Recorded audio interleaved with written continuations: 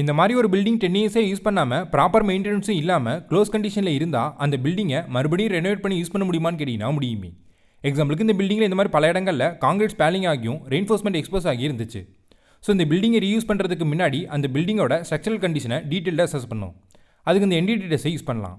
இது மூலிமா ஸ்ட்ரக்சரை டேமேஜ் பண்ணாமையே அதோட கண்டிஷனை அசஸ் பண்ண முடியும். எக்ஸாம்பிளுக்கு இந்த மாதிரி ரீபோன் ஹேமர் அண்ட் UPV டெஸ்ட்டை கண்டக்ட் பண்ணலாம். அது மட்டும் இல்லாமல் ரெயின்ஃபோர்ஸ்மெண்ட்டோட லொக்கேஷன் கண்டுபிடிக்க ரீபார் லொக்கேட்டரை யூஸ் பண்ணலாம்.